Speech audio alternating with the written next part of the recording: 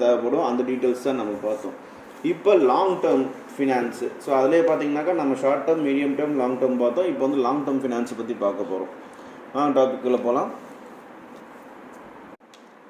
12.1 Long term finance. The funds which are not to be paid back within a period of 1 year are referred as to long term source of finance. Certain long term finance options directly form a part of a permanent capital of the firm. In such case, the repayment obligation does not even arise. The long term finance is also known as fixed capital. இப்போ இந்த long term ஃபினான்ஸ்னால் என்னென்னாக்கா ஒரு வருஷத்துக்குள்ளே, ஏற்கனவே சொன்ன மாதிரி ஒரு வருஷத்துக்குள்ளே கட்ட தேவை கிடையாது. ஒரு வருஷத்துக்குள்ளே கட்டினீங்கனாக்கா அது பேர் ஷார்ட் டேர்ம் ஃபினான்ஸு. ஒரு வருஷத்துக்கு மேலே 5 வருஷத்துக்குள்ளே இருந்தால் அது வந்து லாங் டேர்ம் ஃபினான்ஸு. இந்த லாங் டேர்ம் ஃபினான்ஸ் என்ன ஆகுதுனாக்கா இது ஒரு பர்மனெண்ட் கேபிட்டல் ஆகிடுது அந்த ஃபேமுக்கு. ஏன்னா இது உடனடியாக கட்ட வேண்டிய தேவை கிடையாது. ஸோ இதை வந்து இன்னொன்று என்னன்னு சொல்லுவாங்கனாக்கா அக்கௌண்ட்ஸில், ஃபினான்ஸில் இது வந்து ஃபிக்ஸட் கேபிட்டல்னு சொல்லுவாங்க. ஸோ லாங் டேர்ம் ஃபினான்ஸ் என்னன்னு சொல்லுவாங்க, ஃபிக்ஸடு கேபிட்டல்னு கூட சொல்லுவாங்க. இந்த ஞாபகம் வச்சுக்கோங்க அர்த்தத்தை. தென் 12.1.1 need for long term finance. எதுக்கு ஒரு பிஸ்னஸ் பண்ணுற ஆளுக்கு லாங் டேர்ம் ஃபினான்ஸ் தேவை, அதுதான் பார்க்க போகிறோம்.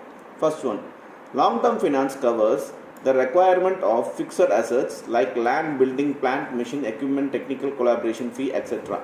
ஸோ லாங் டேர்ம் எதுக்காக தேவைப்படுதுனாக்கா ஹெவி இன்வெஸ்ட்மெண்ட் கேபிட்டல் எதுக்கு தேவை, கேபிட்டல்னால் பணம் எதுக்கு தேவைப்படுதுனாக்கா அவங்க ஒரு பிஸ்னஸ்க்காக ஒரு லேண்ட் வாங்கலான்ட்டு இருக்கலாம், இல்லை பில்டிங் வாங்கலான்ட்டு இருக்கலாம், இல்லை பிளான்ட் வாங்கலான்ட்டு இருக்கலாம், இல்லை மிஷினரிஸ் ப்ரொடக்ஷனுக்காக மிஷினரிஸ் எக்யூப்மெண்ட்ஸ் வாங்கலான்ட்டு இருக்கலாம், இல்லை டெக்னாலஜிக்கலி அவங்க வந்து கொண்டுறதுக்காக டெக்னிக்கலாக அவங்க செலவு பண்ண வேண்டியது இருக்கலாம், அதுக்கு ஒரு ஃபீஸ் கட்ட வேண்டியது இருக்கலாம். ஸோ இதுக்கு லாங் டேர்ம் ஃபினான்ஸ் தேவை. Second point, it is also required for the major corporate restructuring including merger, acquisition, takeovers and modernization. Suppose இப்போ ஒரு தொழில் வந்து கம்பெனி வந்து ஒரு நஷ்டத்தில் போகிற மாதிரி இருக்குது, இல்லை க்ரோத் ஸ்லோவாக இருக்குனாக்கா அவங்க என்ன பண்ணுவாங்கன்னா ஒரு காலகட்டத்தில் அவங்க வந்து இன்னொரு கம்பெனி கூட ஜாயின் பண்ணுவாங்க, அதாவது மர்ஜ் பண்ணுவாங்க.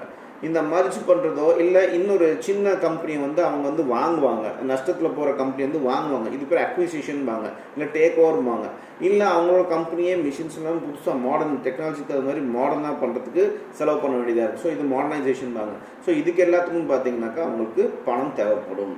Then third one, long term finance is required to invest in R&D, that is research and development operation. So இன்றைக்கி நீங்கள் பார்க்குற நம்ம யூஸ் பண்ணுற பல பொருள் பார்த்தீங்கன்னாக்கா உங்களுக்கு அடுத்தடுத்த வெர்ஷன் வந்துகிட்டே இருக்குது. அது சோப் ஆகட்டும், சீப் ஆகட்டும், எலக்ட்ரிக் வண்டி ஆகட்டும், எது வேணாலும் ஆகட்டும், உங்களுக்கு வந்து நெக்ஸ்ட் லெவலில் வந்து டெக்னாலஜி அதில் வந்து வந்துகிட்டே இருக்குது. எப்படி இந்த டெக்னாலஜி கண்டுபிடிக்கிறாங்க, எப்படி இந்த வெர்ஷன்ஸ் எல்லாம் அப்டேட் ஆகுதுனாக்கா அவங்க R&Dங்கிற ஒரு விஷயத்தை வச்சுருக்காங்க. R&Dனாக்கா அவங்க ப்ராடக்டாக அவங்க அடுத்த ஸ்டெப்புக்கு ரிசர்ச்சும் பண்ணுவாங்க, அடுத்த ஸ்டெப்புக்கு டெவலப்பும் பண்ணுவாங்க.